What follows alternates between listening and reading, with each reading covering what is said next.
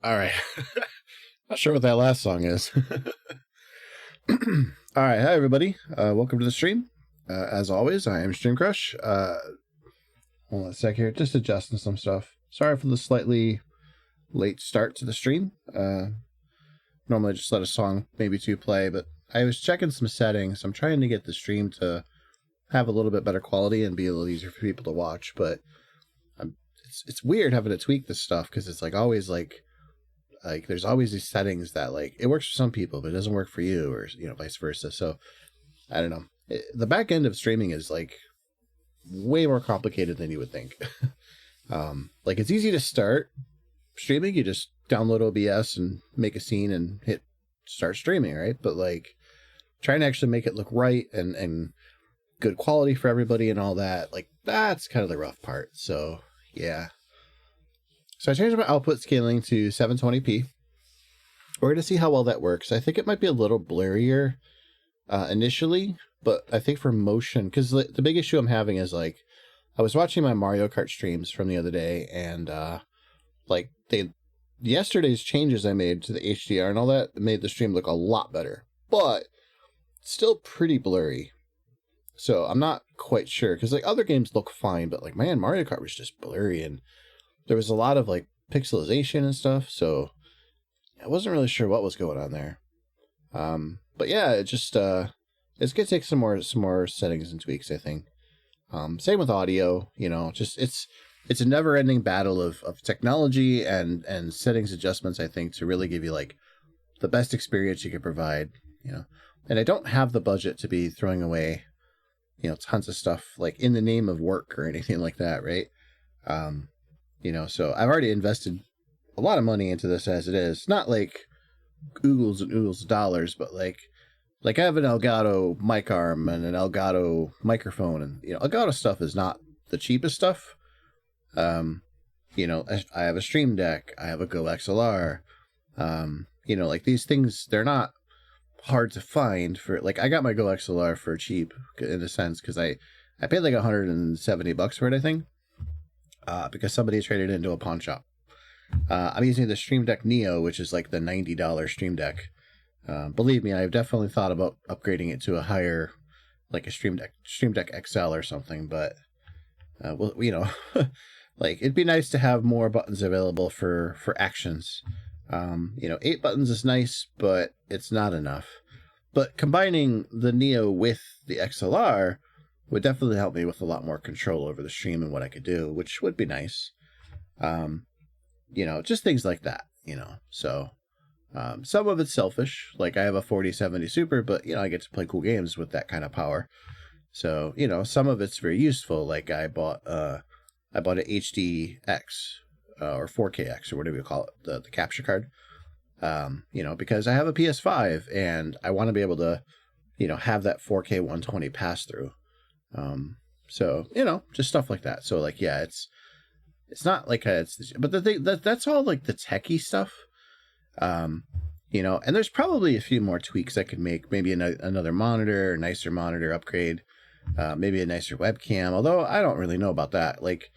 I feel for VTubing, I'd probably be better off getting an iPhone, than another webcam, just for programs like VBridger and stuff. So I'm not really sure how that'll work out, but yeah, it's just a never-ending battle. So anyway, not really much in gaming news. Oh yeah, this rumor, Stellar Blade is reportedly in development for Nintendo Switch 2. What? I mean, sure, I don't mind, but it doesn't matter what I think, to be honest. But it's weird. I can see it, but it's just weird. Yeah. I don't know. We live in strange times when it comes to that kind of stuff. Somebody had a picture here of the Lego Horizon Adventures that, it's Sony's been publishing MLB on other platforms.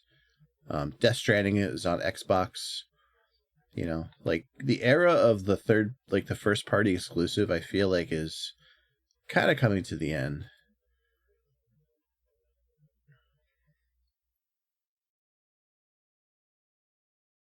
But yeah. Sure, why not? Stellar Blade on more platforms is only a good thing.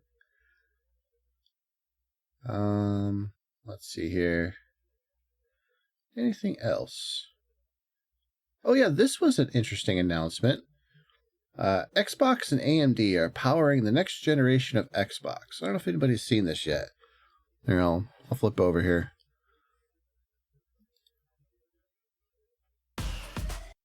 Hold on a sec. I'm gonna show you guys this video that that just got fired up. This one right here. So this was interesting. This is a video that was posted yesterday, I guess, today, whatever. Xbox plus AMD. Here, I'll get out of the way here. Xbox plus AMD powering the next generation of Xbox. So, yeah, this was an interesting one because, yeah, check this out here. We'll do theater mode so it's a little better. At Xbox, our vision is for you to play the games you want with the people you want, anywhere you want. That's why we're investing in our next generation hardware lineup across console, handheld, PC, cloud, and accessories. Okay, so this was kind of known, right? Console, handheld, PC, cloud, and accessories. But listen to this next part. I am thrilled to share we've established a strategic multi-year partnership with AMD to co-engineer silicon across a portfolio of devices, including our next-generation Xbox consoles, in your living room and in your hands. Together with AMD, we are advancing the state of art in gaming silicon to deliver the next generation of graphics innovation to unlock a deeper level of visual quality and immersive gameplay and player experiences enhanced with the power of AI, all while maintaining compatibility with your existing library of Xbox games. This is all That part right there. We're going to get back to that. All about building you a gaming platform that's always with you, so you can play the games you want across devices anywhere you want, delivering you an Xbox experience not locked to a single store or tied to one device. That's why we're working closely with the Windows team to ensure that Windows is the #1 platform for gaming. And that also is something that's interesting. The next generation of Xbox is coming to life, and this is just the beginning. We can't wait to show you what's next. Okay, so here's the thing. What a strange thing to be dropping on like a random Tuesday, right? Like this feels like an announcement you would have made last week with Summer Game Fest. You know, like why now? It's just the weirdest thing. Like it doesn't make any sense to me. It doesn't make any sense to me. And the reason why it doesn't make any sense to me is because of that one little bit there. Enhance with the power of AI, all while maintaining compatibility with your existing library of Xbox games. So that's an interesting way of saying it. Like you got to kind of read through corporate speak sometimes. Like she's not saying because then she goes on to talk about the silicone thing, right? Like you know, where does she have the little picture of yeah, this right here. She was like showing you the pictures of like hardware and stuff. And it's like I don't know if that's true. Like it's just weird to say it like this, right? Like I can't oh, I was like, oh, that moves. Oh, who knew that? They move. This is But yeah, like Microsoft keeps talking about platforms with Xbox, and it's interesting because like they're being really cagey about their future plans for Xbox. They are definitely building a console. I think that's true, but it says our next generation Xbox consoles, so that could either be talking about like each generation, or you know, I mean, they do have a handheld. But here's the thing. See that Zen 2 Extreme or Z2 Extreme? This is the processor that's in the ROG Ally. Like this is the processor that's in that new Xbox handheld, which isn't really an Xbox handheld. It's just an Asus product. It's just a Windows machine, but it's powered by AMD. There's been rumors now for a while that enhanced with the power of AI, that's a given, all while maintaining compatibility with the existing library of Xbox games. So there's been a rumor floating around for, at least a few months now, that the next generation of Xbox will not be like a standard console. It won't be a PlayStation or a Nintendo Switch. It will be a Windows device, basically just Windows, but with all of the like imagine like if you had a Windows PC but it was game mode. It was just locked down. You couldn't do anything else with it. It was just Windows running a game. So it's kind of what they do now, to be honest. It's like, what operating system are you Microsoft going to choose to power your Xbox? It's going to be Windows. Windows is what runs the Xbox platform. But there was a rumor that there was going to be kind of like a translation layer where your own Windows PC would be able to run the Xbox OS stuff natively, like in that kind of like how Steam works on Linux, where there's like there's a thing called Proton that basically does all the translating work between the games that you have on your PC that are clearly not designed for Linux, and they still work on Linux because Proton's doing all of like the talking to Linux and saying, hey, this is what the game wants, and here's how you're going to do it. I'm simplifying it, but that's kind of what it is, right? So I think that's what's happening here, is that they're taking that next step with the Xbox ecosystem, where the plan is to have multiple devices with the Xbox branding, potentially or trying to use Windows as much as possible as like the translation layer between the existing Xbox stuff and then like what the hardware, whether it's the ROG, whether it's a Windows based console or your PC or Android or whatever, using that like translation layer to maintain as much compatibility as possible when they release a game. I think that's kind of what they're going for here. So, because I remember initially when they did their announcement stuff for this stuff last year, my guess was that they were going like the 3DO route. I don't know if that's true anymore.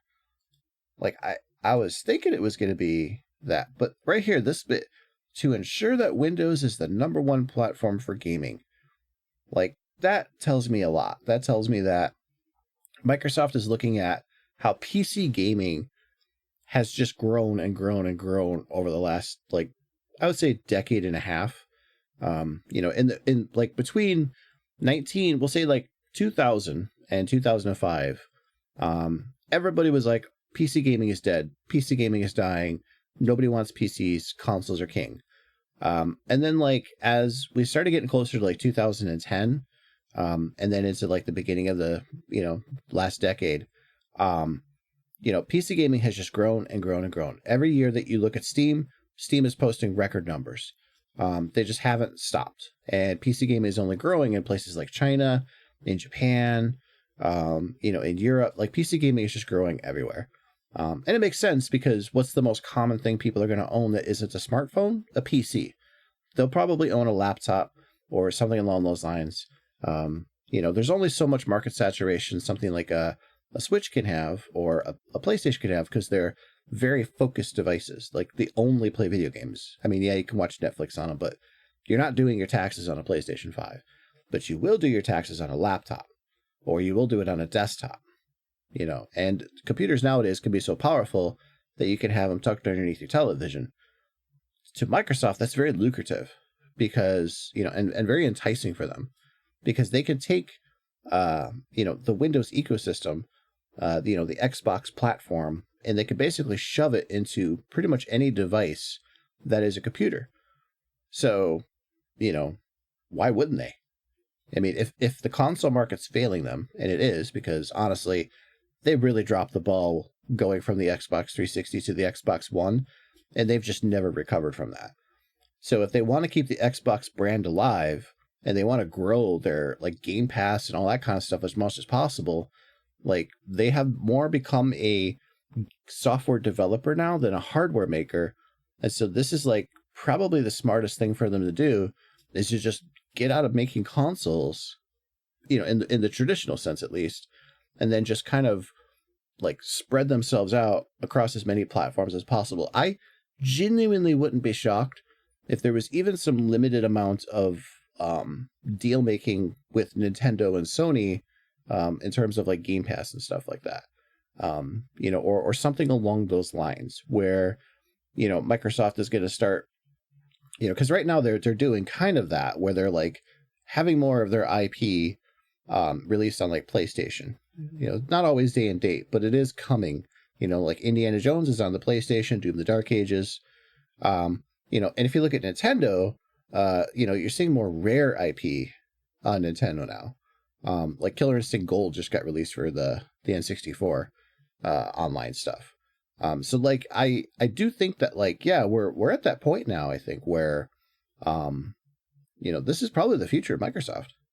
It's kind of weird to think about. I don't know how successful this will be. You know, it's kind of this weird mix between 3DO and Sega in terms of like how the future was planned and how it ended up. And I don't know. I think this is probably the smartest thing they could do. I do think that. I think that this is probably the smartest thing they can do.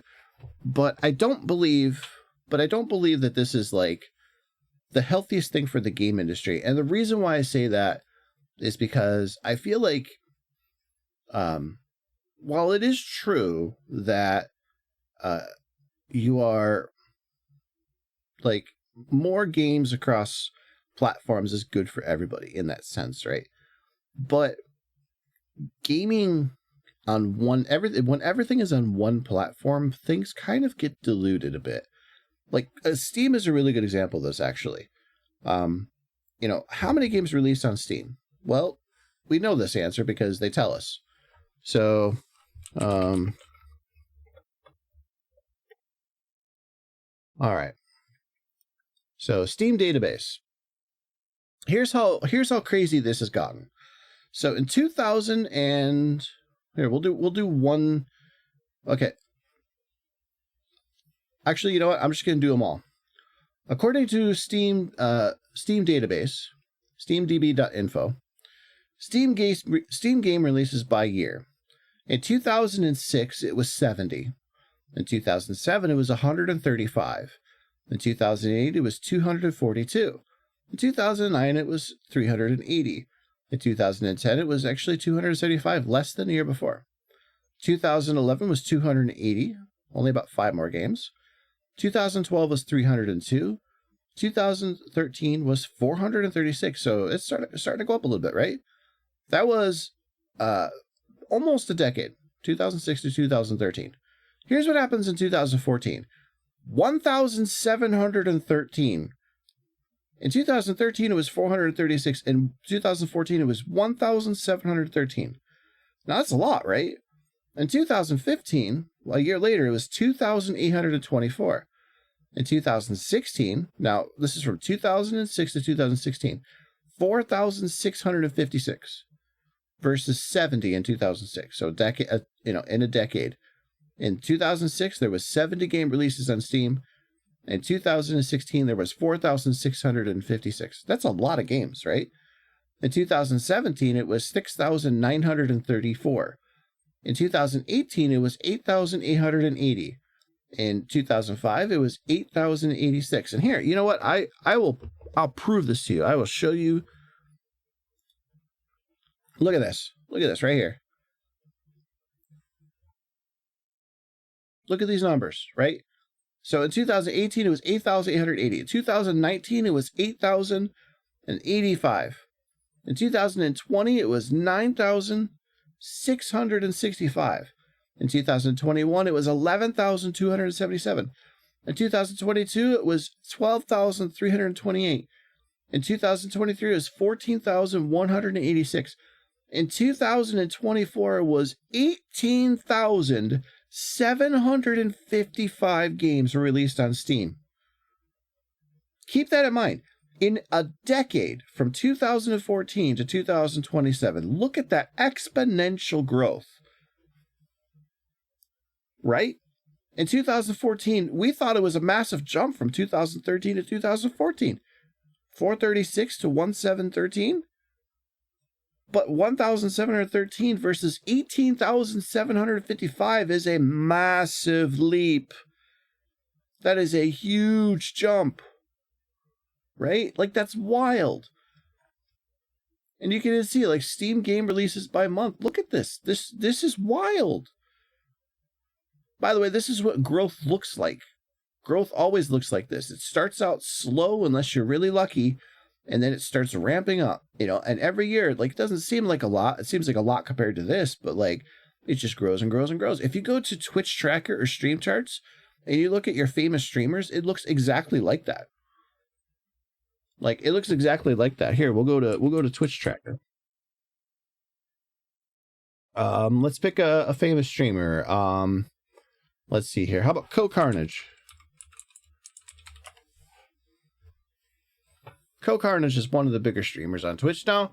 Older streamer, you know, he's been around for a long time, so he's kind of plateaued a little bit. This is channel performance over time. Keep in mind, this only goes back to 2017. You know, so I could tell you right now. Let's see, is there a way to? I want to see all time. Is there a way to see all time? Okay, well, let's pick a newer streamer. I like Koki. Koki's a wonderful streamer. VTuber, you know. This is Koki in 2021, right? Starting out pretty kind of slow, but you can see she's grown quite a bit. But look at the curve, right? Starts out kind of slow, starts picking up steam. We'll pick another VTuber. We'll pick Cabal. I think that's how you spell it. No. Oh my gosh. Why do I keep wanting to say Cabal? There we go. My favorite caffeinated cult lord. Same deal. He actually got a pretty big boost earlier in his career, but same deal. Starts out kind of slow, gains followers, and then it just jumps right up. So, I'm trying to figure out this gap here. I need a hell of a jump. But he has taken some time off. I think he bought a new house at one point and stuff. How about somebody else? How about Iron Mouse? One of the biggest streamers on Twitch. Actually, one of the biggest streamers in general. Boom, look at that. Basically a nobody, and then she just explodes out of the gate. Now, granted, COVID helped some of these streamers, for sure. You know, but you could definitely see the performance of her channel. You know? And yes, she has ups and downs like everybody else. You know, success doesn't last forever, but I wouldn't say she's doing bad. And she has been taking more time off lately because she's been sick. You know, but yeah. Like, that's, you know, I've just to prove my point, you know. How about another one? Hassan Piker. Let's see. Actually, I think it's Hassan Abi. Hassan Abi. Again, same thing. Look at the green line, average viewers. That's the channel growth. So the point here being that, that, you know, when you look at Steam, you look at these insane amount of games, like nobody's playing all that much. Like, that's just a glut of games. Nobody's playing that many games. You play maybe 2 or 3 games, you know, every month or so, if you're buying games on a regular basis. You know, most people are only buying a handful of big releases a year. Most people are never playing these games. This is the power of a democratized platform. When there's just so much stuff. There are more amazing games in this list than you will ever be able to find out and play. That's just how it is, right? If you look at how, like, what's crazy about this game title release, like 18,755, is when you look at the charts for the top selling games, like, you know, that one's always really fun to me. Here, this is the top top selling games of 2024. Here, we'll do status to. Oh God, reject. Best selling video games in the United States in 2024 by dollar sales. Now this looks really nice and normal, right? But this isn't including like live service and stuff like that. So where is I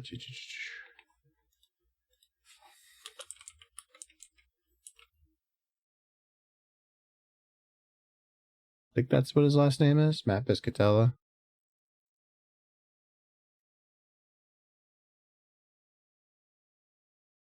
I don't want the AI. Come on, stop with the AI crap.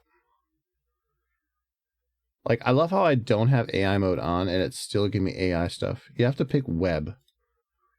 There you go. By the way, that's a tip for you if you're using Google. If you want to get rid of the bullshit stuff, don't pick all, where it gives you all this extra junk.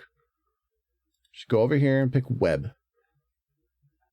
Now it looks like a normal ass search engine. Anyway.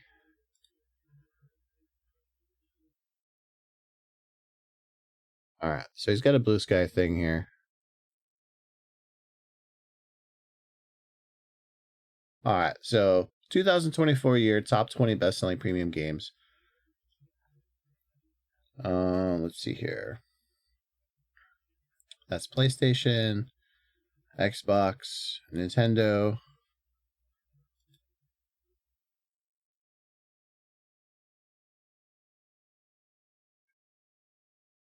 You had a whole breakdown here.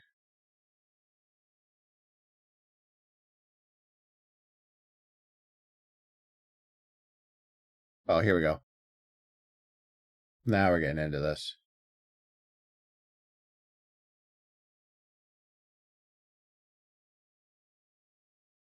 Yeah, that's Xbox and PlayStation. So, top 10 games played on a PlayStation 5, and top 10 games played on Xbox. Fortnite, Call of Duty, Marvel Rivals, which is new, Grand Theft Auto 5, Roblox, NBA 2K25, WWE 2K24, Madden NFL, EA Sports College, Call of Duty, Fortnite. It's all the same shit. Yeah, it just you can look at the sales of games, and that's not too bad. It's not showing PC though. But yeah, it's wild, right? Like, there's no way you're going to be able to play all that. So the danger here is that by getting rid of console gaming, where the libraries are comparatively smaller because it's a more niche market, you have like, almost a glut of games. Like, what is an Xbox? I don't know, right? And it makes especially less sense when you're trying to be the next Steam, where in the last year you had almost 19,000 games released for it. I don't know. I don't know what you make of that. It's just weird. To me, it's a massive glut. I feel like that's unsustainable. And I feel like chasing PC is missing the point of like what console gaming needs to be. Like, it's weird that people kind of give Nintendo flack now for that Nintendo seal of authority and all that kind of, or seal of quality. Hold on a sec. Take a drink. It's weird that people give Nintendo like crap about that, right? The Nintendo seal of quality. But like coming from and the thing is they limited to publishers initially to 5 releases a year under their label. That's why you had like Ultra Games, which was basically just Konami. Like, you had a lot of game companies that would create additional studios and just publish under those names to get around Nintendo's limit. But that was mostly like the bigger companies, that were trying to do it because obviously, they had more games they wanted to release. But the idea behind the limit was to help kind of cut down on the glut of games, to put more attention on a smaller number of games versus, a large number of games diluting everybody's attention. And it worked. I mean, you went from the Atari where anybody and everybody was publishing a game. I mean, for God's sakes, you had a Purina Meow Mix game. And I'm not kidding you. You know, you had I'm not kidding you. This is actually a thing. Let's see here.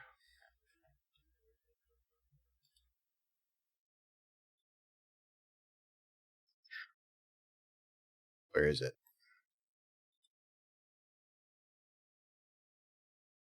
Was it Meow Mix? I know there was a.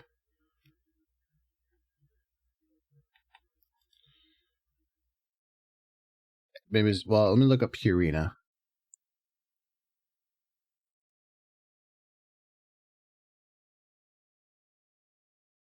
Yeah, it was Chase the Chuck Wagon. Sorry. Yeah, Purina made a game called Chase the Chuck Wagon.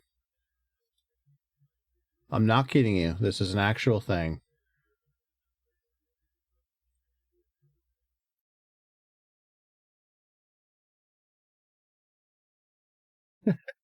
Yeah, somebody's like, historically, yeah. Historically, this game did not have anything to do with the glut of games crashing, but this was the kind of stuff that you would see on, you know, on like, you know, on the Atari at this point. You know, Chuck Wagon. It's not even a great game. It's based on like this, this dog food, whatever. Yeah, there was Kool-Aid Man. Oh yeah. So, you know, Artillery Duel. Gotta love Atari, man. Atari is the platform where you use your use your imagination more than game graphics. But yeah, this was Atari, man. And the thing is like, there's just a lot of these types of games where this was Quaker Oats. One of Quaker Oats' published games under their US Gold branding. That's right, US Gold. If you remember that game publisher from the late 80s, early 90s, US Gold was a Quaker Oats brand, which is kind of hilarious, right? This looks a lot like not Burger Time, that Activision game where you like make burgers and stuff. Food, like not Food Fight, something like that. I can't remember what it was. But yeah, just tons of these types of games were produced for the Atari. They weren't very good, you know, and just kind of diluted the platform with just junk. So I just worry that, you know, if Microsoft's going that route of like Windows and everything else is now an Xbox, that they're going to dilute the Xbox brand the same way Atari ended up having their brand diluted with all of these, like, you know, bullshit marketing games, you know, like Chuck Wagon, you know, or Kool-Aid Man or something, you know, forcing, you know, a contraction in the market where people ended up having to, like, you know, when they kind of came back to the market, they had to like rethink how to approach gaming again. Because yeah, I just don't see another way. You know, when you have almost 20,000 games releasing for Steam, you know, that's kind of that's a telltale sign that there's too many games in the market. You know, there's just too much, especially when you consider like how many people are really only just playing Fortnite, Call of Duty, Roblox, Minecraft, you know, the same like 5 games year after year after year. You know, I just can't imagine that a lot of people aren't just developing games right now and then they just release them to the void. And, you know, maybe they get a handful of sales at best, but for the most part, there's nothing. And you could make the argument that like, well, no, there's actually just a glut of like, you know, low effort sex games and stuff being released on Steam. And there's probably truth to that, but I'd wager that there's just as many games. I mean, look at Steam Next Fest. Like, there was a ton of demos on Steam Next Fest, and a lot of them actually weren't bad. You're just never going to hear about them. They'll end up in some Humble Bundle or something a couple of years down the road because nobody knew about the game, and it just kind of died, you know, and never really got a good start. Because that's generally how it goes. So, yeah, I just worry about it. It was just a really... really, really strange, thing for Microsoft to be putting out. And I think the reason why they did that, where they just kind of released it yesterday on a random, 1-minute video about their new partnership, was because if they had talked about this during Summer Game Fest, people would have been asking some more serious questions. Because it's a strange thing to be talking about. They'd always try to, like, the whole thing with corporate PR spin is they're always trying to, like, make it seem like it's a good thing, whatever their thing they're talking about is. But I don't think it's a good thing for Microsoft to be abandoning the traditional console market. But what do I know? I'm not a tech CEO.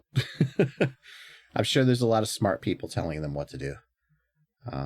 But yeah, I just don't feel it's a good thing. I feel like there's a whole lot of issues with that kind of idea.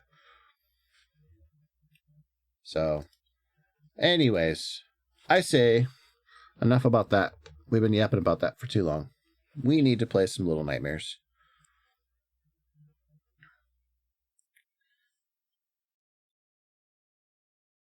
So last I remember, we had just defeated the long-armed guy, and let's see here.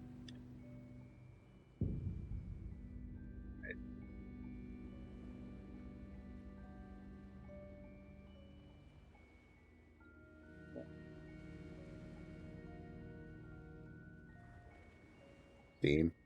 There we go. Sorry, my controller wasn't syncing.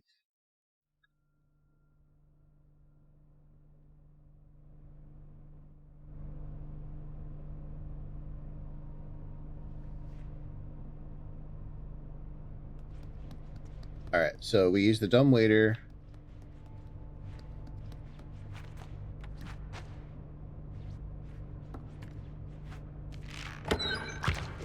Yep, okay.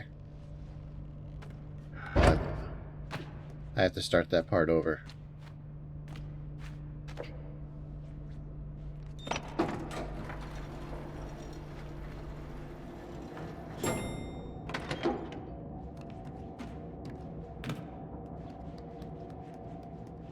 But yeah, normally I don't know. I mean, I do tend to kind of talk about games a lot, obviously. But when it comes to Microsoft, I'm just always weirdly fascinated and baffled by their decision making. Like they did the whole thing with multiplayer games where they were, or not multiplayer, but like multi-console. They were like, oh, we're not going multi-platform. We're selectively, we're only going to try our hand with like 4 games. See how it goes. And it was like, who are you kidding? Who are you kidding? And we all knew what was going to happen. And sure enough, you ended up with like, a bunch of games that, like Hi-Fi Rush. Remember that was the big one. And now it's Doom and it's Indiana Jones and it's, they're talking about Halo's going to be on it now. It's like, we know better.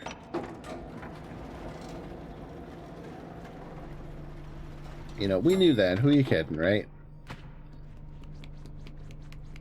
But that's how it goes. With all the corporate speak, you always end up having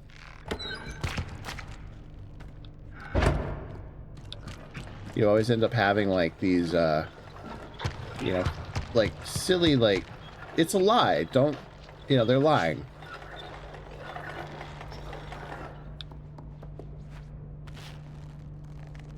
They're lying. Like, they're gonna go multi-platform. They are giving up traditional PC gaming, or not PC gaming, console gaming.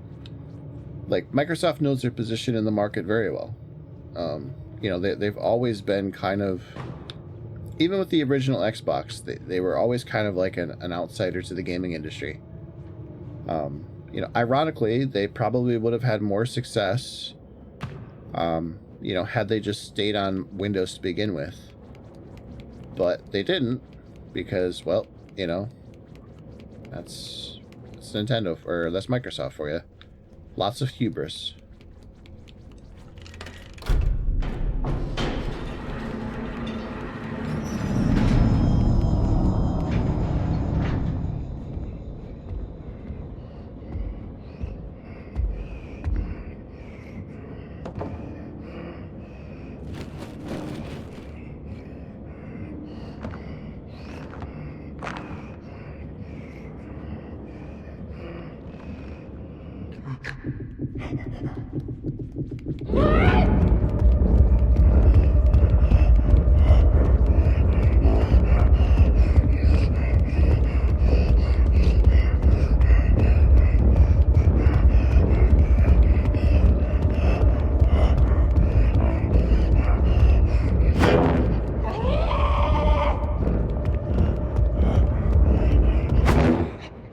He got me. With a fart, too. So I think I'm supposed to sneak past him and get into the elevator.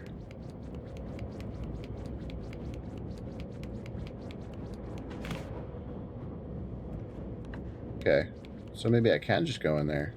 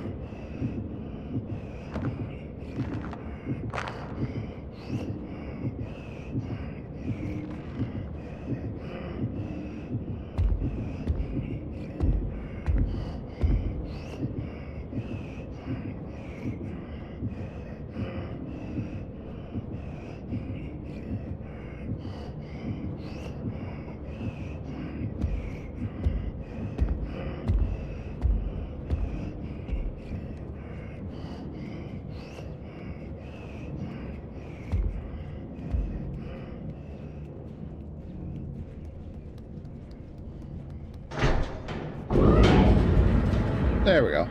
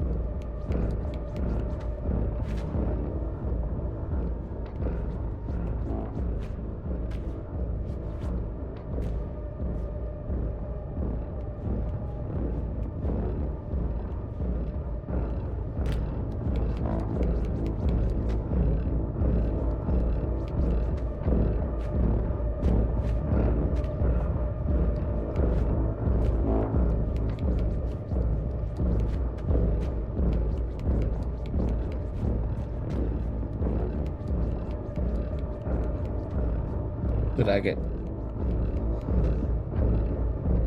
I think I messed up. Hey, what's up, man? Yeah, I'm doing okay. You know, life ain't perfect, but...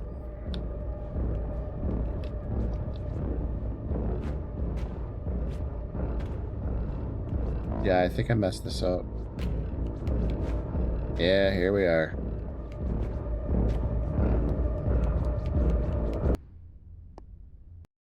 Yeah, I think I broke that part.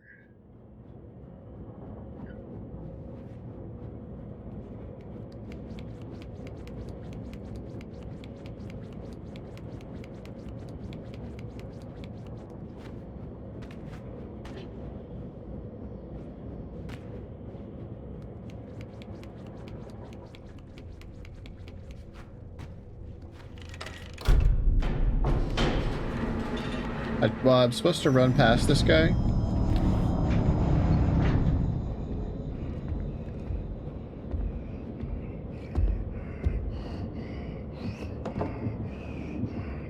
You don't want to get caught by this guy.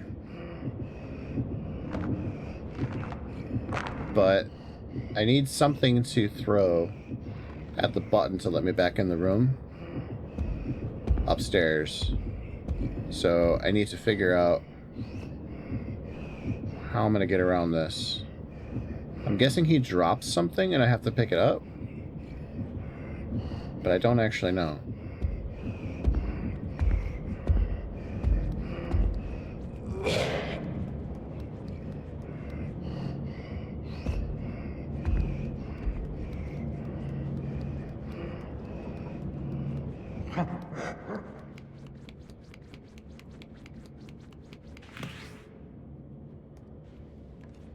I don't know what he's doing.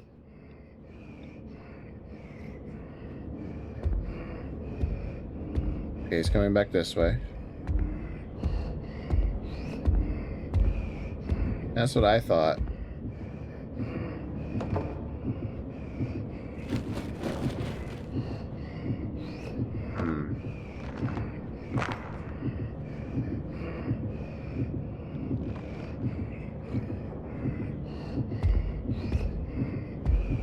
Yeah, that's what I thought. Like maybe there'd be something in the vent, but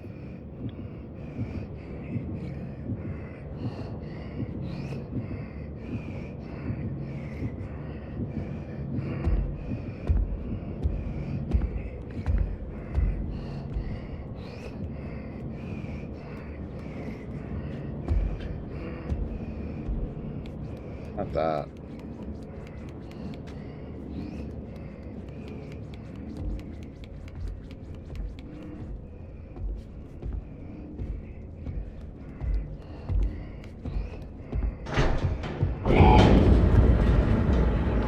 Okay.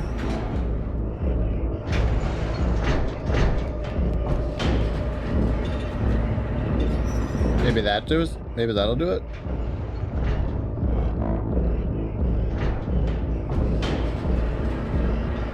Okay, yep, that fixed it. That fixed it.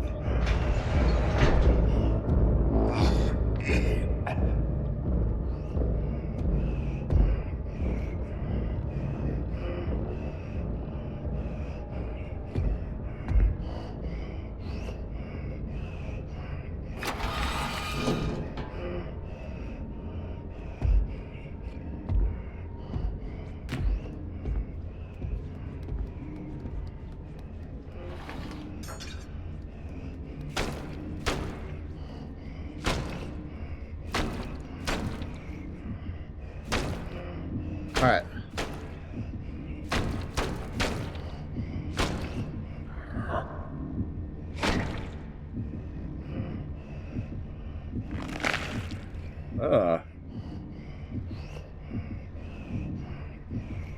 Is he wearing a mask?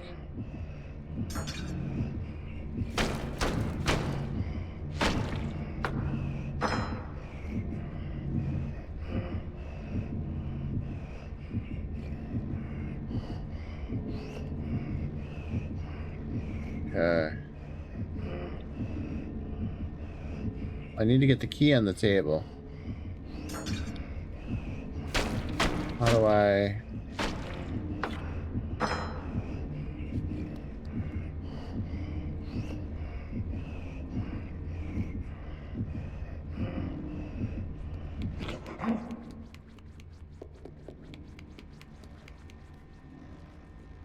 Wow. He didn't run after me.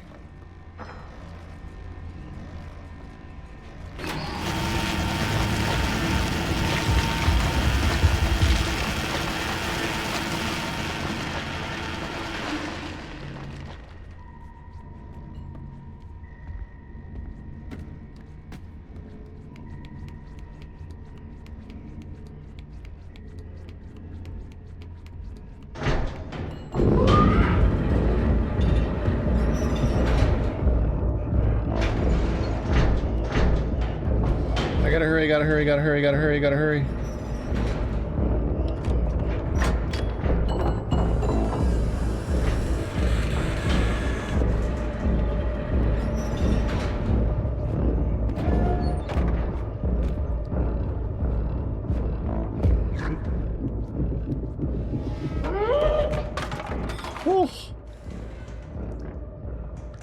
Oh. I'm gonna guess there was probably something at another door, but I didn't want to try it.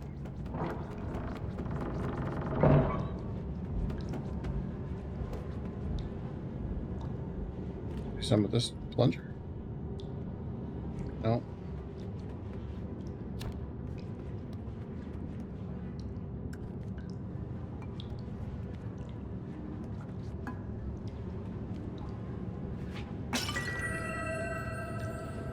I don't know what that does.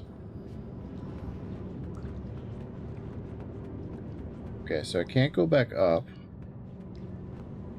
Can I climb? Okay, I can climb. But I don't know to where.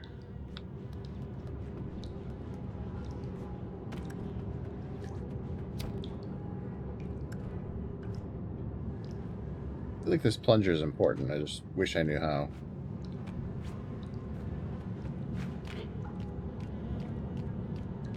Oh, hey, look at that. Oh, okay.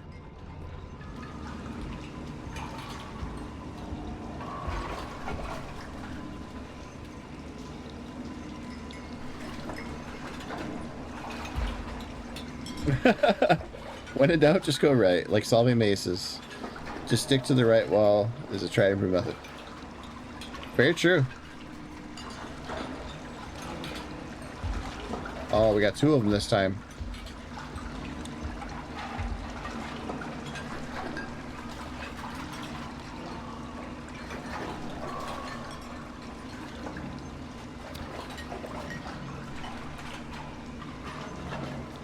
Okay, so I think I can get through underneath the tables.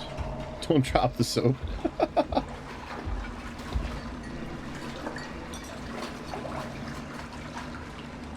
Have you ever played this game before? Or seen anybody play it?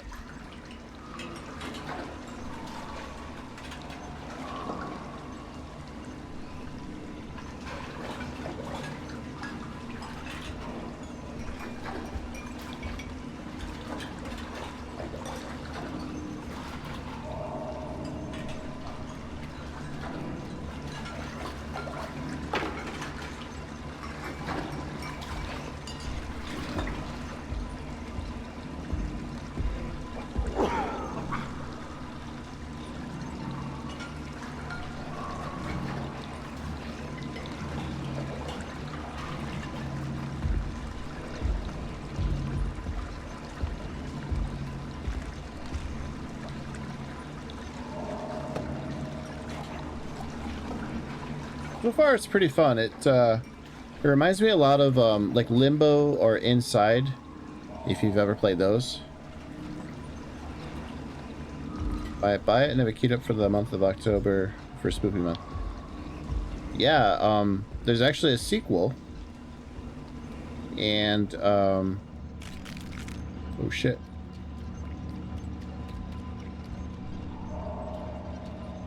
There's a sequel, and I guess there's a third one that they announced that'll be coming out soon.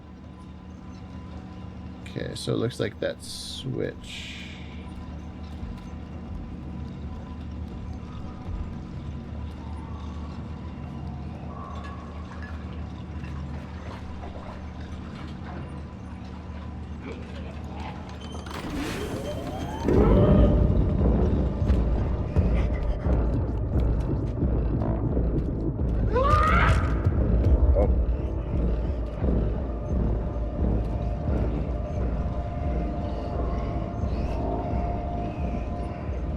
Come on.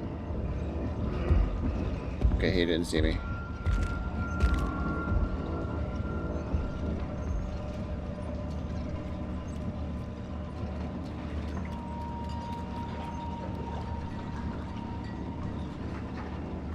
Oh, I have to go back and get on the... Oh, man. Amnesia the Bunker, huh? Oh, yeah, Silk Song, man.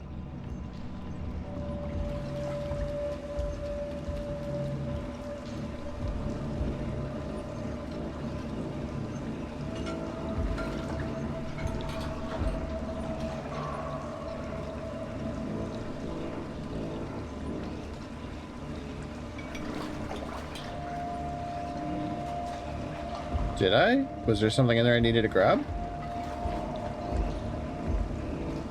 I don't think so. Oh, that? Yeah, I already hit that.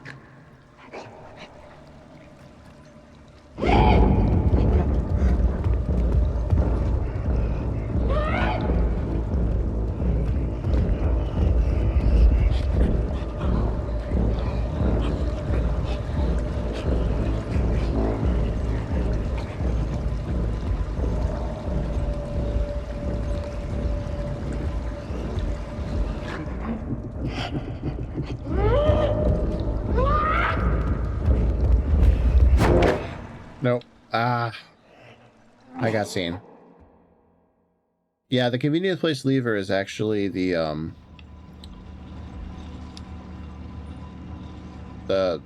cable wire that's hanging up above. Oh. So, see that direction it's going? I want to go the opposite way. So if I grab this switch...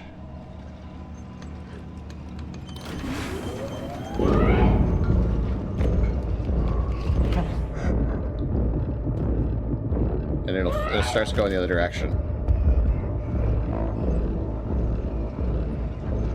So now I just have to manage to get back the other direction without getting hit by those guys. Which, now that I think about it, I probably could have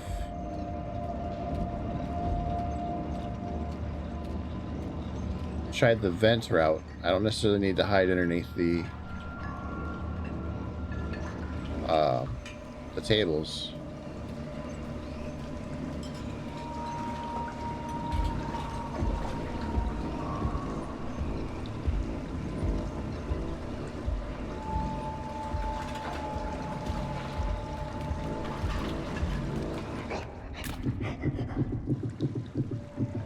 Like that.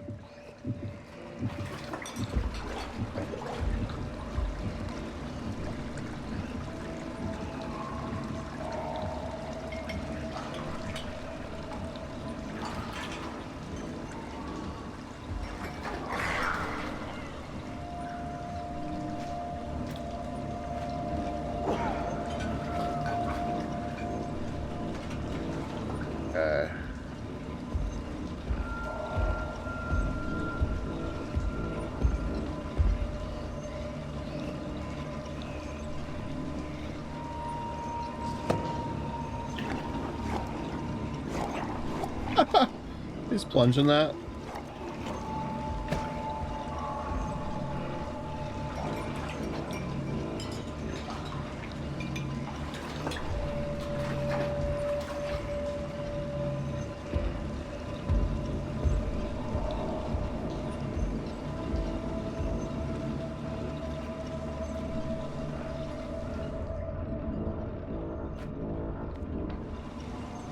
All right. Now, this should take me all the way through. Look at how tall those dishes are.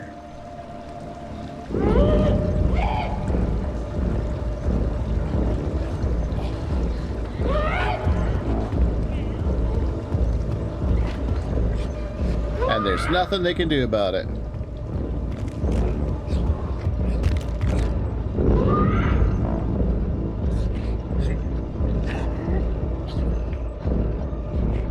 Oh, shit.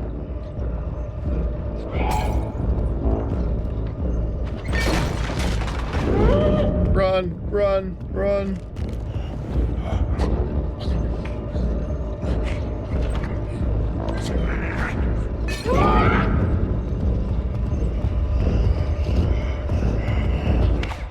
No! Oh, I was so close.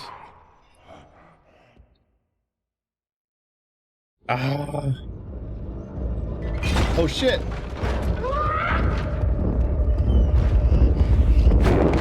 Nope.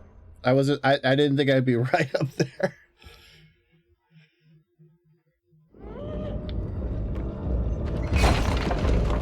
Run, run, run, run, run. You have like no time to do this.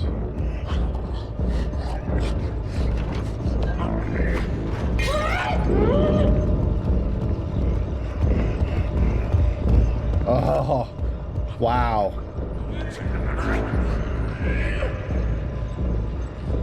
Throwing stuff at me.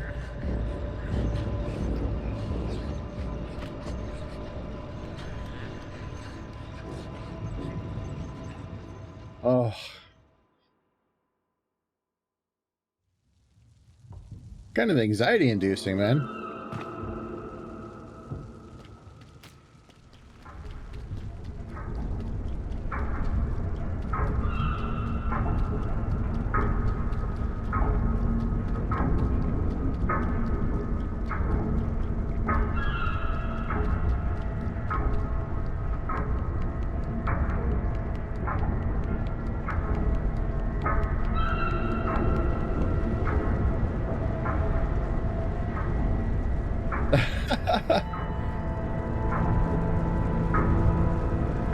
I don't know.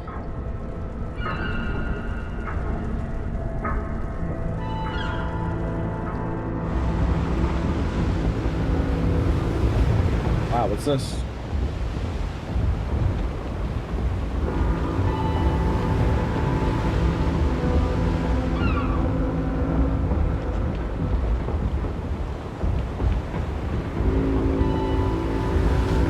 They're getting on a boat.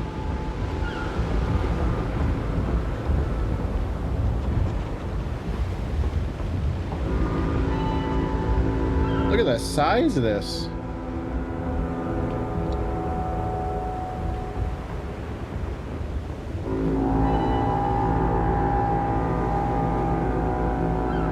I would be surprised if you could.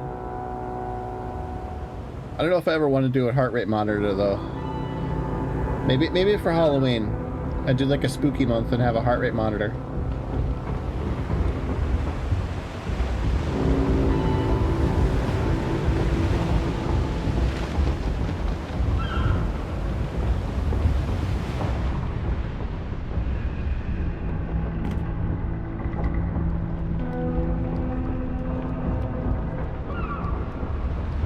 Good Lord.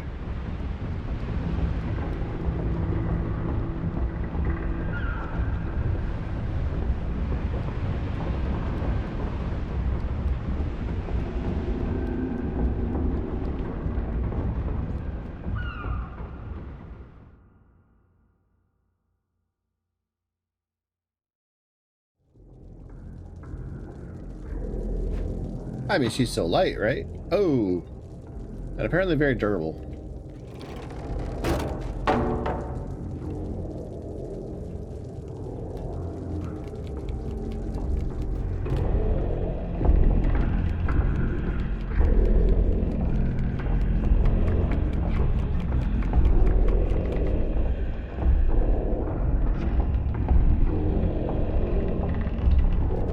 They're all wearing masks.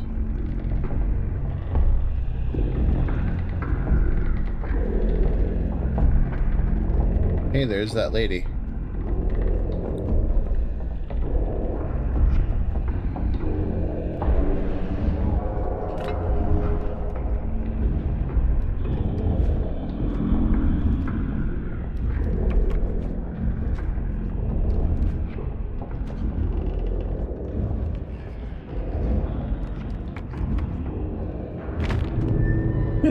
Whoops. That wasn't intentional.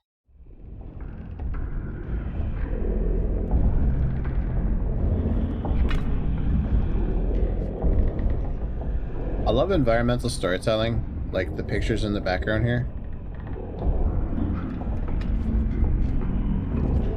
I love when games do that, where like it's more show than tell. I mean, don't get me wrong, having character dialogue and all that's great, but sometimes it's nice having the the American political bureaucrats.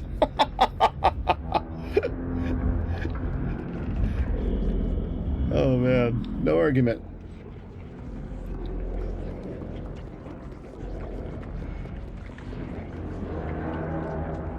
I guess I gotta run?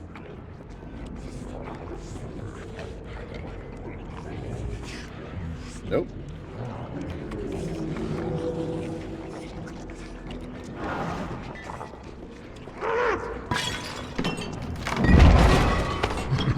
Holy cow! Oh my god, he ate me!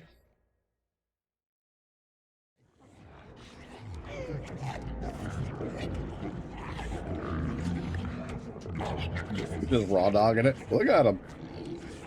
Nom nom nom nom nom nom nom nom nom nom.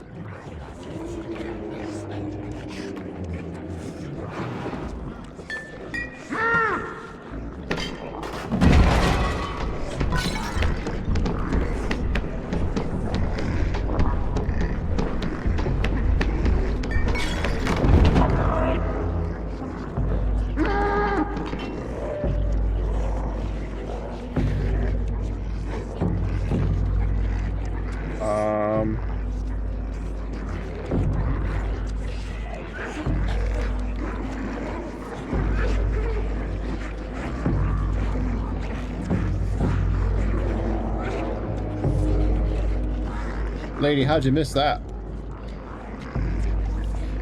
Oh.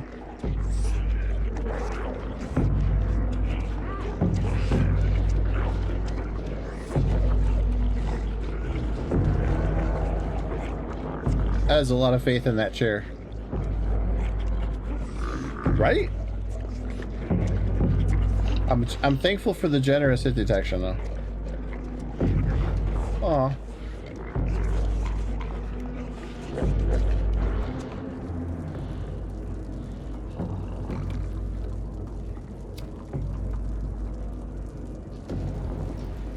Alright. Game saved.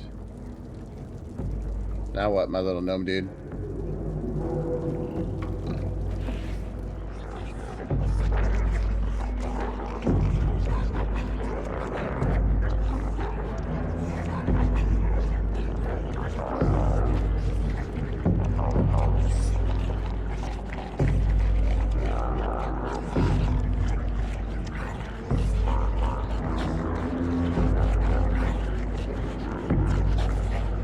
Wow.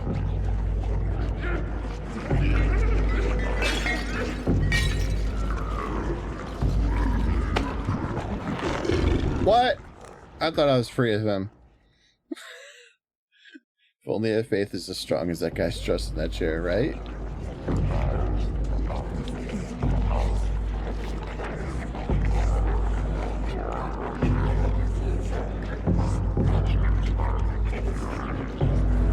Could I do that, I wonder?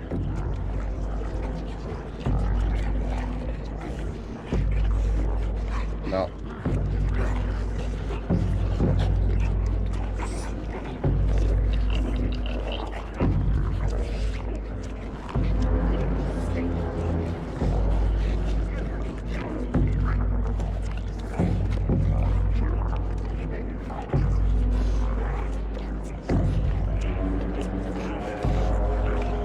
Okay.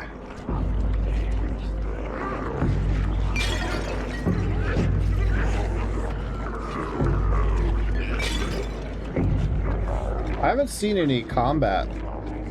She did eat a rat earlier. What? No!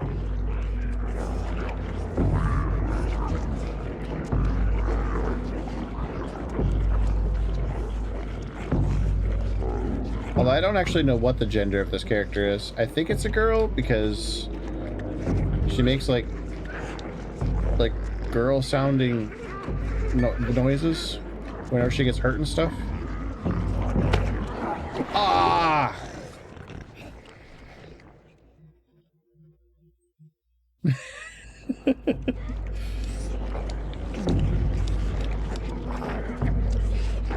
No problem, anytime.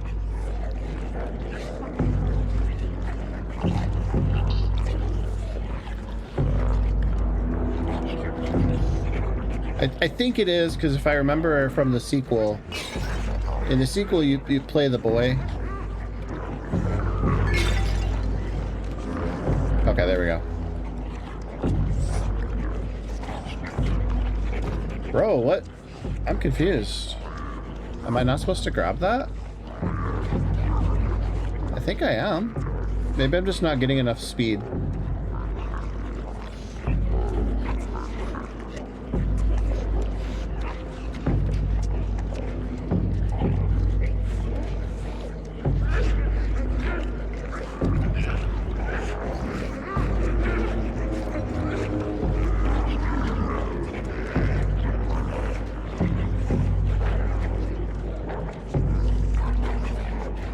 Yep, it's just speed, I think.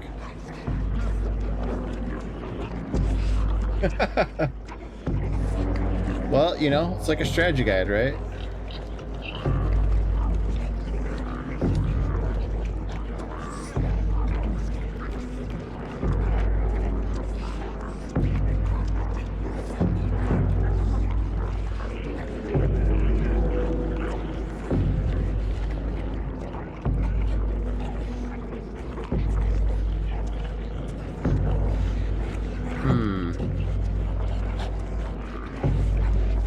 Now where do I go?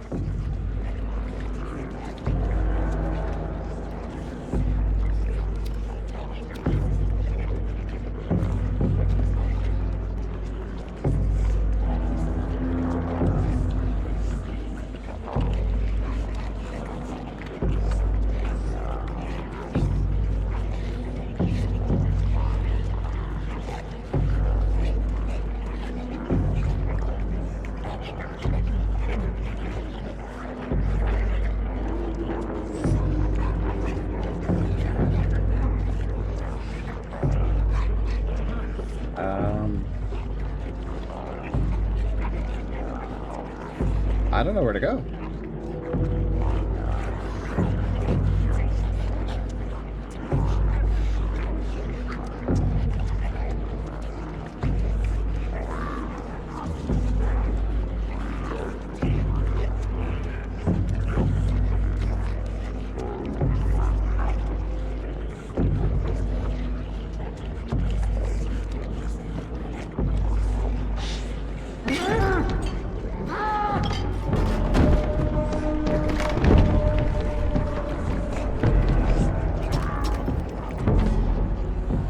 I guess I go that way.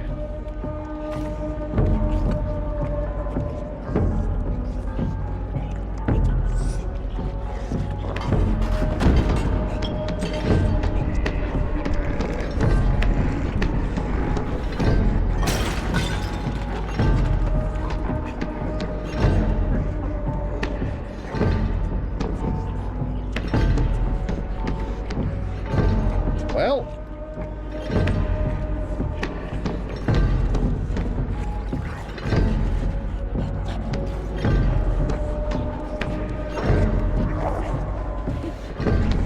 see ya.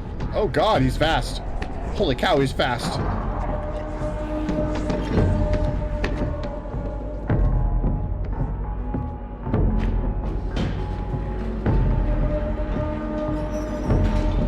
Oh no, it's these guys.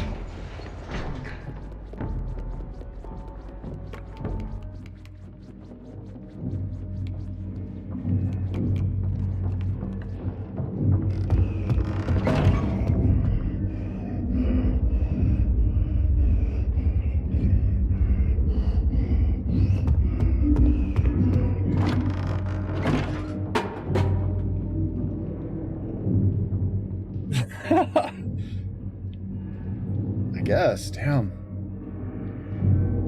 Alright, looks like I gotta get up.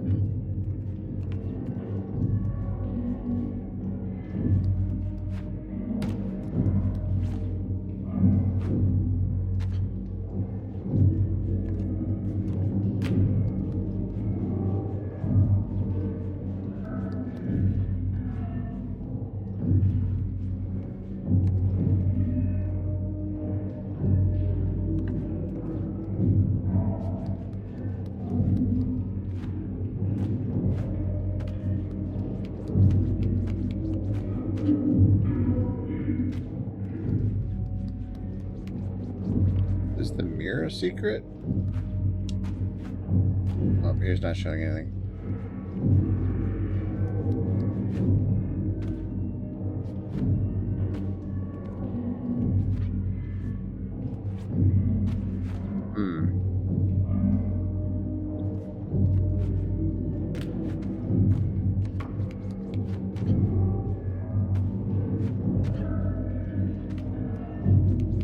Okay.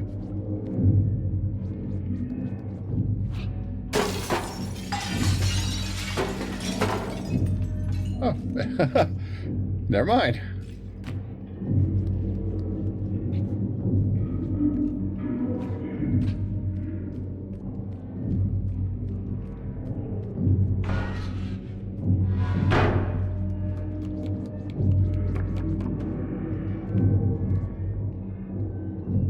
Right?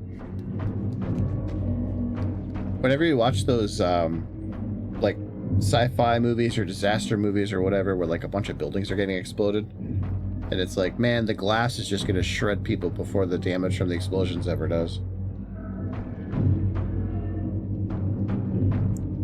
Especially in, like, major cities. Oof.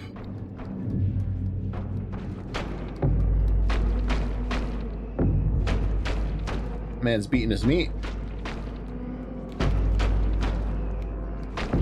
Don't have to be that hard, man. It's tenderized, not pulverized.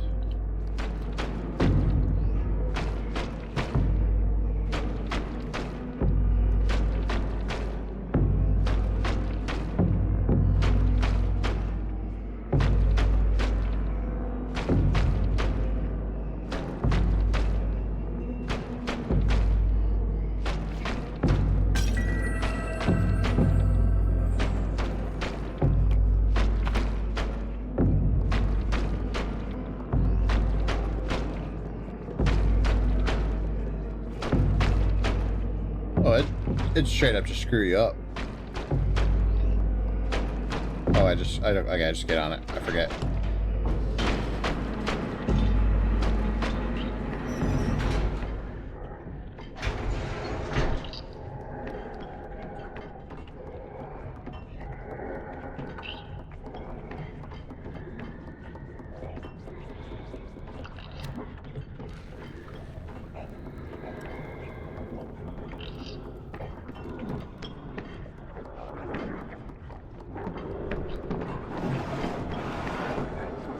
Oh no.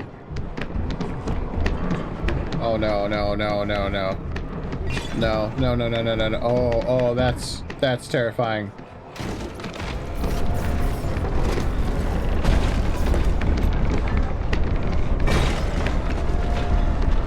That is horrifying. Oh.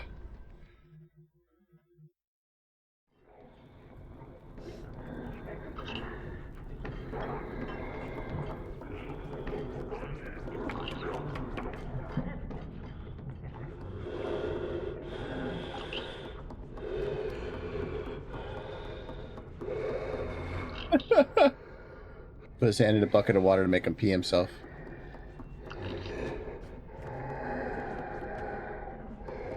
That's pretty funny.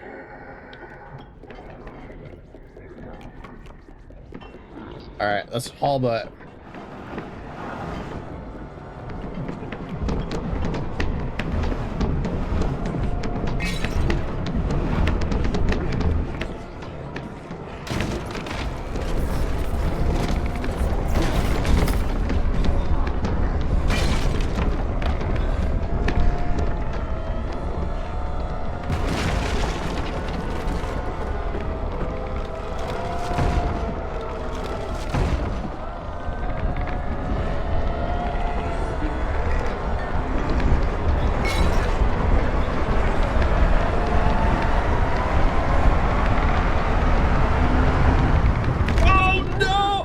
Okay, that's fair. The rest of them went over too. Oh, how? Doesn't even have to do all that again. Oh, no. What are all those bodies doing in a room like that? I don't want to know. Nothing about this game makes sense except that it's all fucked up. I think they're just kind of hanging around having orgies after their meal or something. Look at that steam pouring out. They've been busy.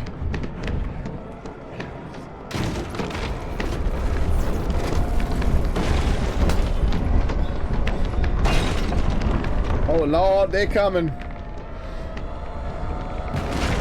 Gotta have that soundbite, the damn boy, he's thick.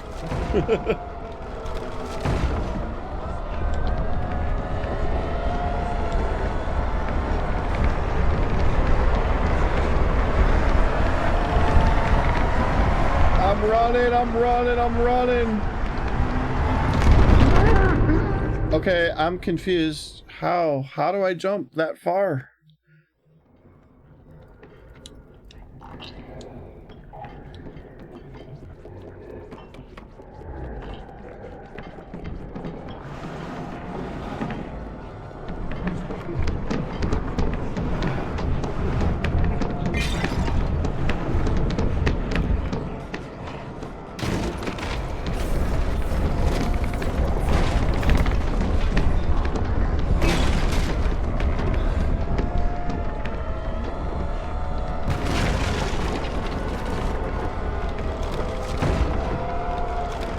Think so?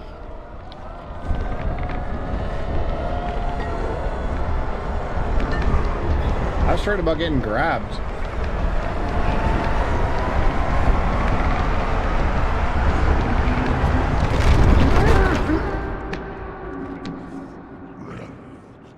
Okay, I'm just gonna say that was extremely forgiving hit detection. Oh, they want back.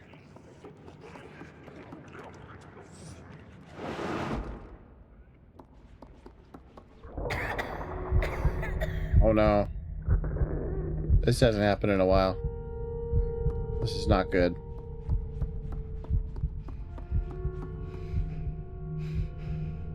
Like a big whale or something?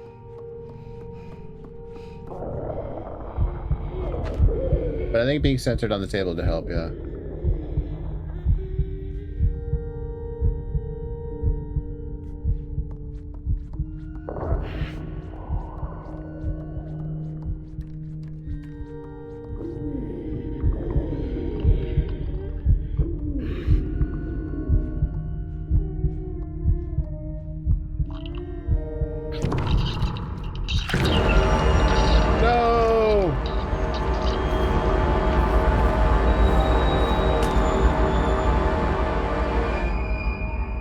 Could have eaten the sausage, it was right there.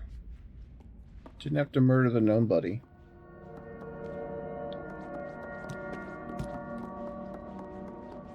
Poor gnome guy. Arby's, we have the meats.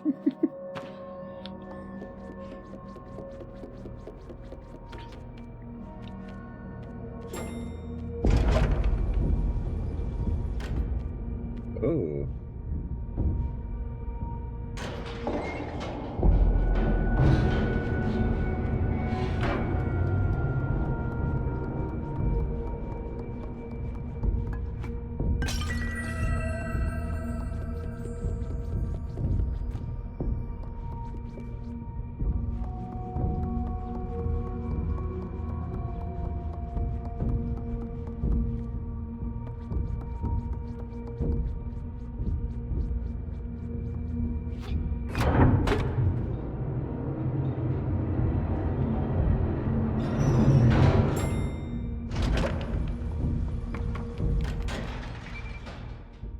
Yeah, seems pretty casual. And the gnomes were so nice, too.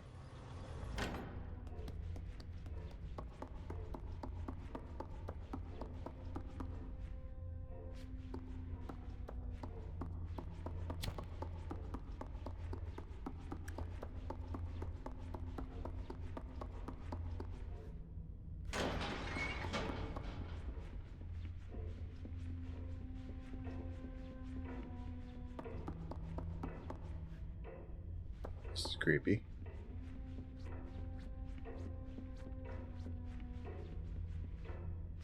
So there's a lock there.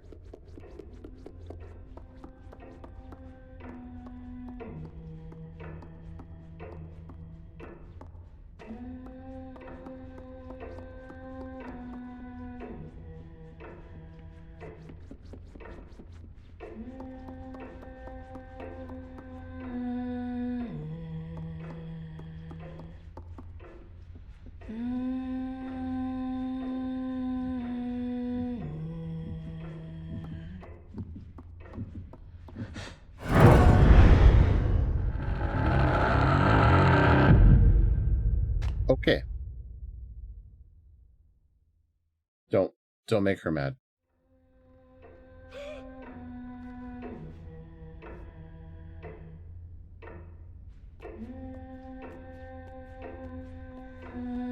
Depends on the mannequin. Some mannequins, it's not so bad, but other mannequins, it's kind of creepy.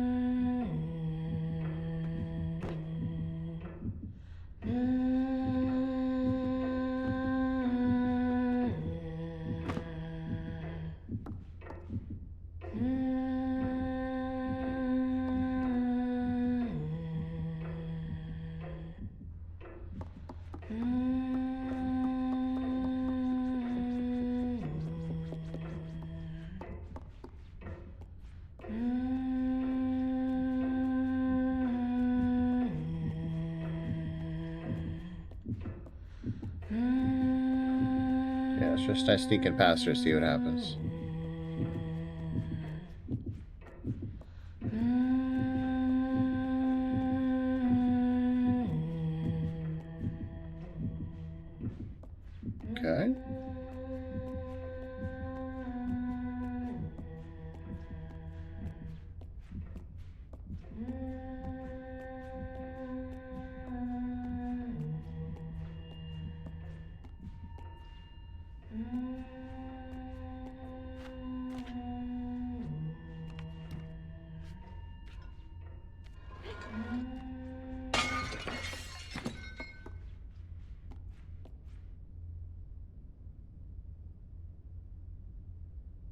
She just...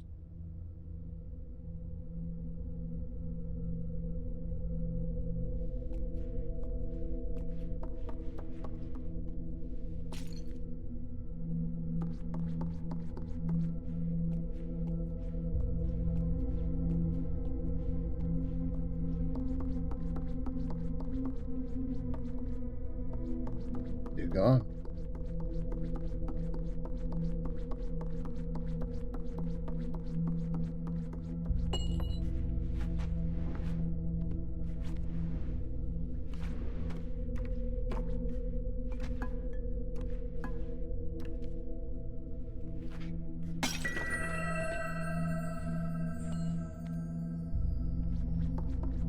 Yeah. But, like, creepy music kicked in instead.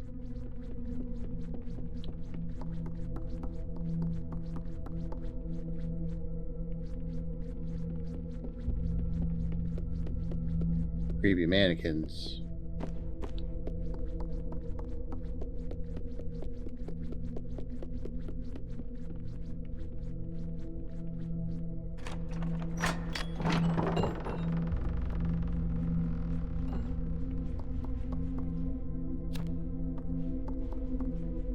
Jesus.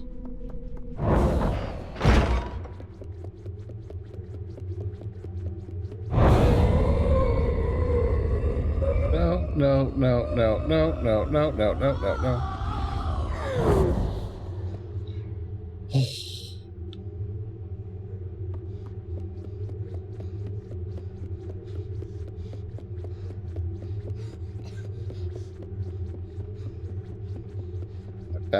Fuck that.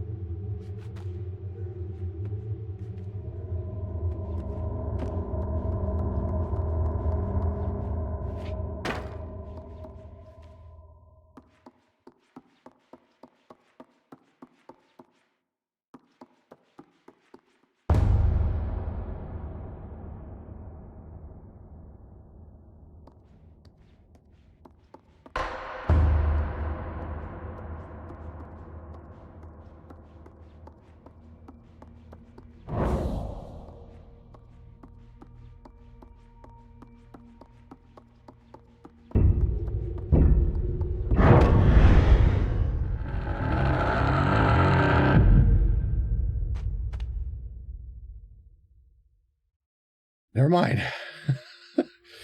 That was tense. So what do I do with the...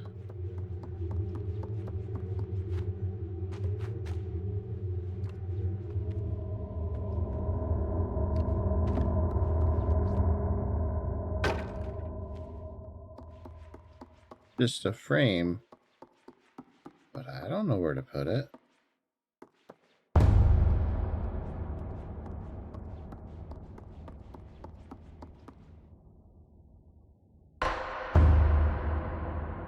Do I put it on the table?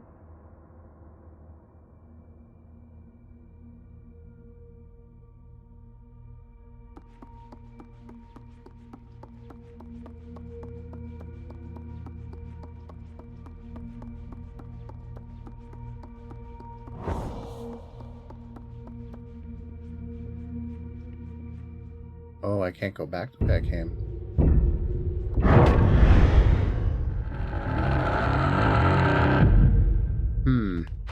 Yeah, something has to be. But I don't know where to put it.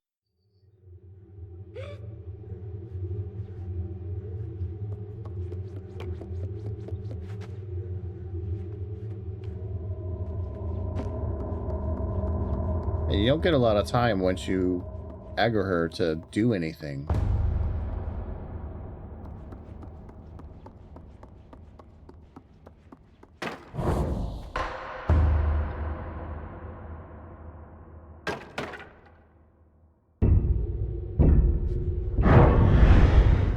Yeah. Okay, so... What, do you think it's a light, maybe? But I thought I was standing in the light before, and she,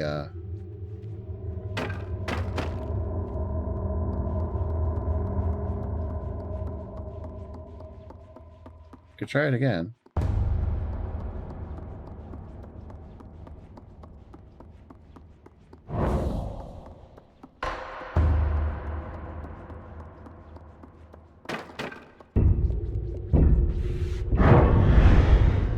Nope, that didn't work.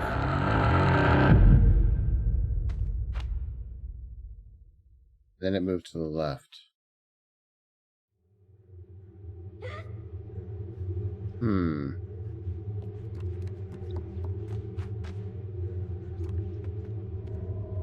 I don't know if I have enough time, though, to get... I could try it, though.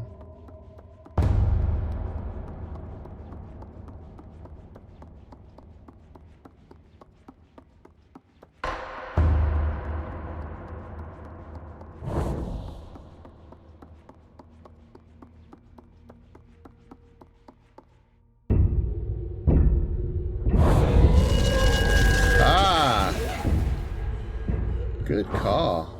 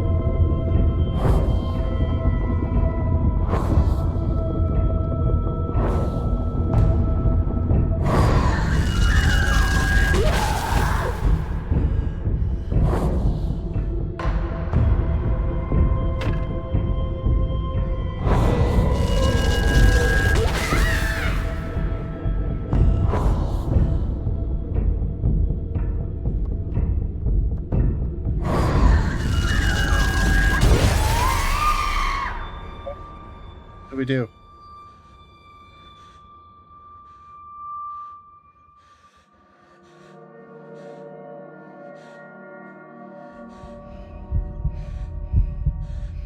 Oh. Oh no.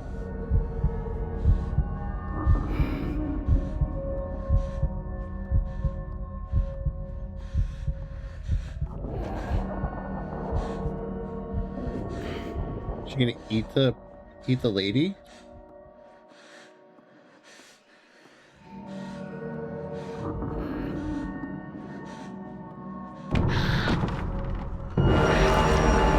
Oh my god.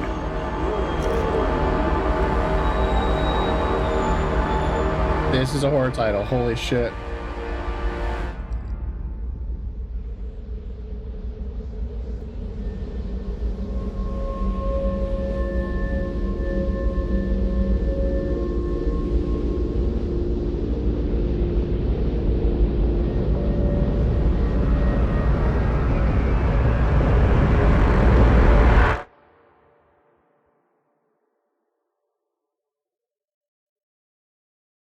Average Tuesday.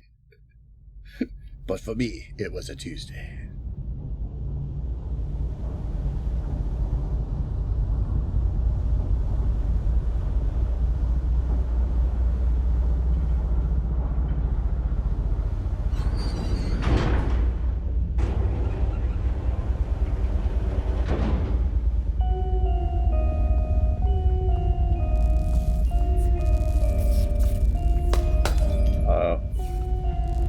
I think she's going on a revenge path.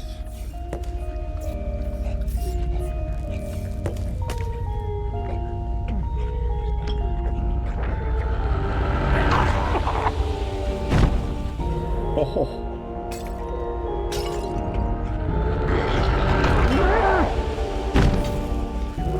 Bro.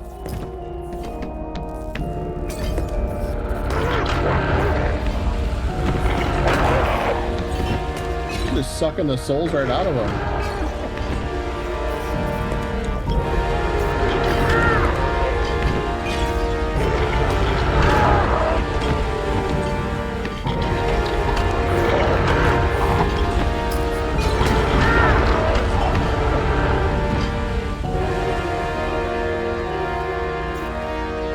Just casual murder.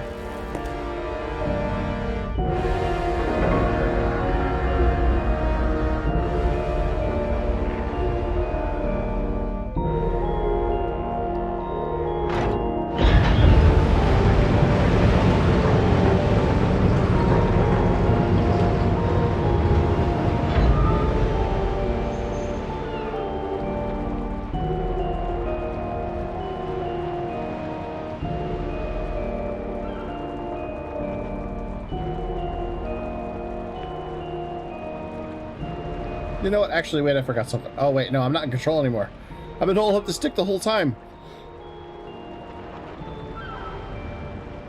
I wasn't in control either. So is that the end of the game?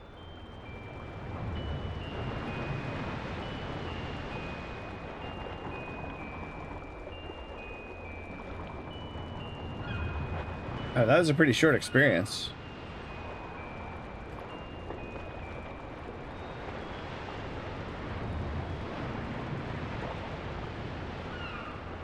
I guess so.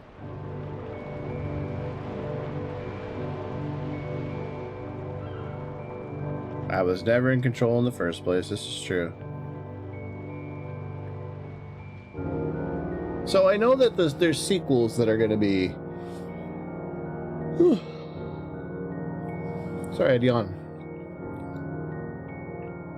Yeah, I know there's sequels that expand on the lore and everything, I guess. I don't know. I haven't played the second one yet, but... This was just weird. This was about as cryptic as Alone or Inside and Limbo were.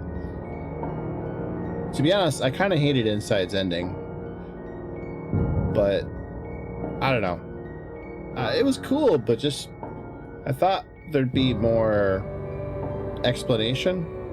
Like, is your character a human, or are you a midget? Like, why does the chick have psychic powers? Why did killing her give you psychic powers? Why were you hungry all the time? I don't know. It's just weird. Why was everybody fat? just no explanation for anything, which is fine. It lets you kind of speculate a lot, but it's just weird that you would release a game like this and just have it be so, like you said, ambiguous.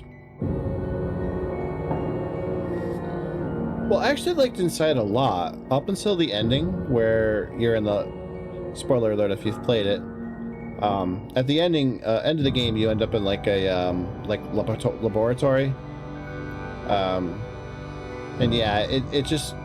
The conclusion of that is just kind of like, huh? What the... It was just such a turn.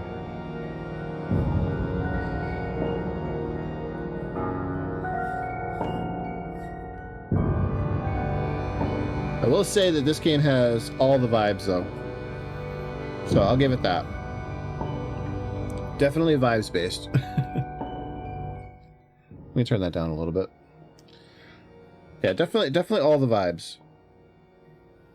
So, you know, it was fun from that aspect, but yeah, it was a lot shorter than I thought it would be. Does this one... I don't remember if this one had DLC. I don't think it did. Yeah, others feel contrived. Yeah, kinda. I don't know. Did you play Inside? I don't want to spoil it for you if you haven't.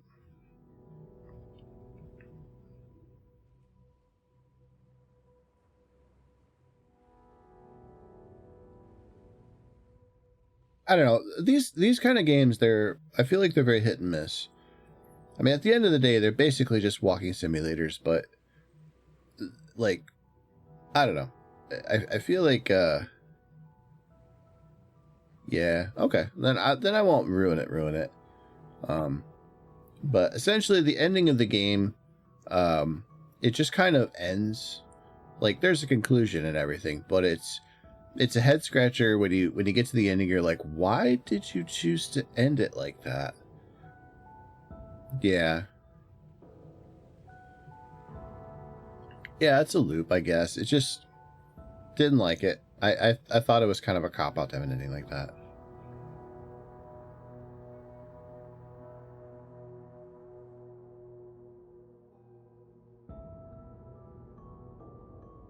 I don't know.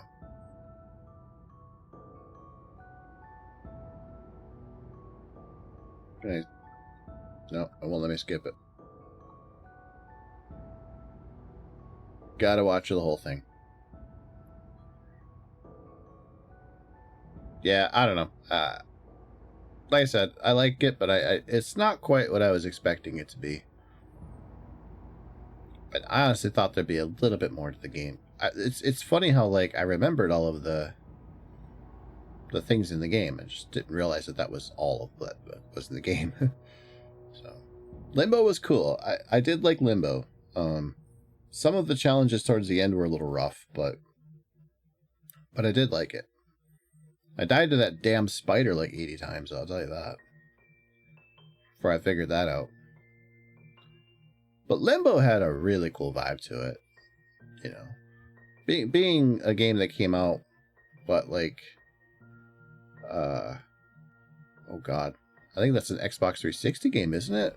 It's pretty old now.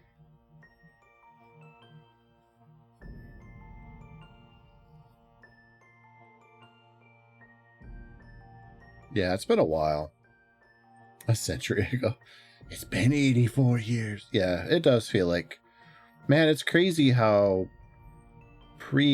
like, 2016 feels like an entire world ago. Like, I don't know. World's just gone absolutely insane in that time, but... It's... You go back, like, and you watch YouTube videos of the world in 2016, 2015, and it's like the strangest feeling.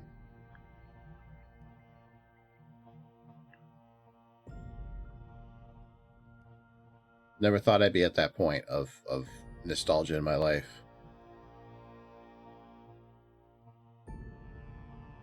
They call it dialed. Technically true. Good old, beep, beep, boop, bop, beep. Yeah. I was listening to that song from Eurotrip, Scotty Doesn't Know, and he references a three-way call, and I'm like, nobody does three-way calls anymore. That's not really a thing. It's weird how, like, there are things that you can tell that just kind of date something to a time. Yeah, the old rotary phones. Yeah. I mean, landline phones in general are just kind of dead. Like, people still buy them, but it's mostly old people. Sometimes businesses. That's kind of about it. Like, I gave up my landline a long time ago. Yeah, rotary phones are cool. They're a pain in the ass to dial if every digit's like, 9999. But, yeah.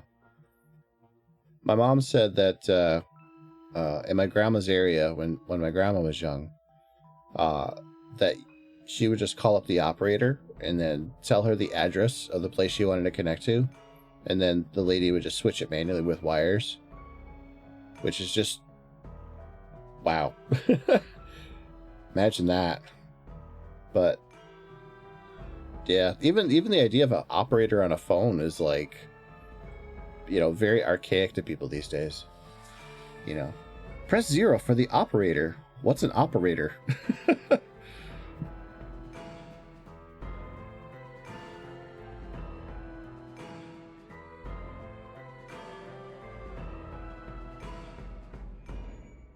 Concierge is still a thing, yes.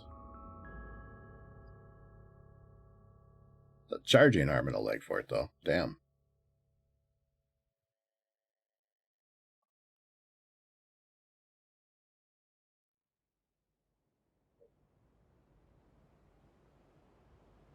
Where is she at now?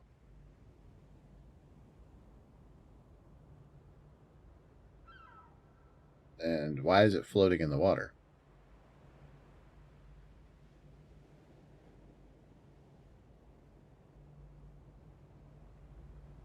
Yeah, I see it.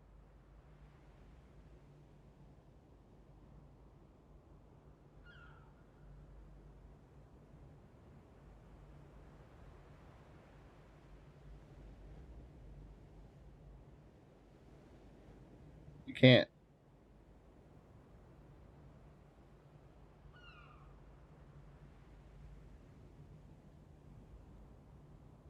Yeah, nothing's happening when I push the buttons, eh?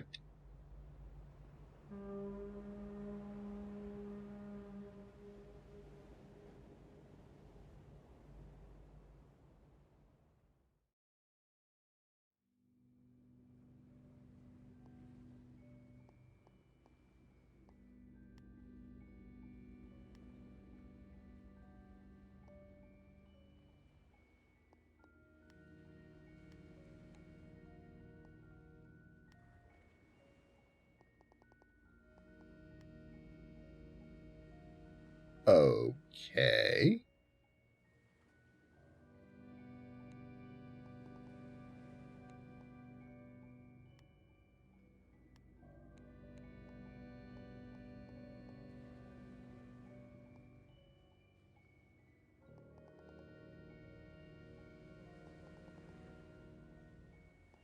Guess that was kind of it for this. Alright. So, well, that was Little Nightmares. Had fun with that. Let's see here. 2.9 hours of playtime. Wild.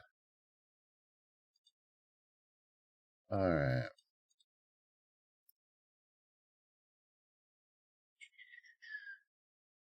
Little Nightmares 2. Alright. 23 gigs. This will take a minute or two.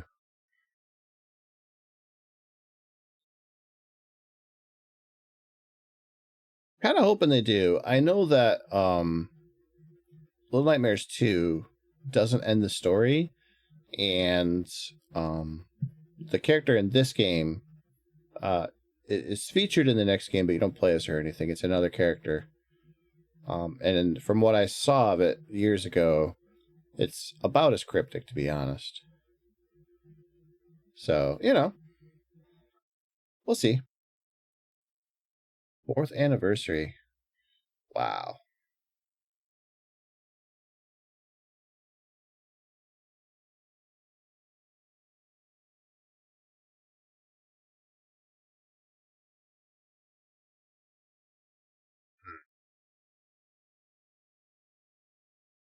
All right. Well, while this is downloading, oh, you're gonna head out. I was gonna same idea. I was gonna take a break, fire this up for a little bit, and then head to bed. But all right. Well, you enjoy. Thanks for swinging by. It was good chatting with you. I will. You've made it wonderful already, so I appreciate it. Thanks, man. Enjoy your rest. I, on the other hand, am going to get up and stretch. And while this game is downloading, it's about halfway done now. I will be back in about a minute or two, and we'll resume and fire up Little Nightmares 2 and at least start it for a little bit. So I will see y'all shortly.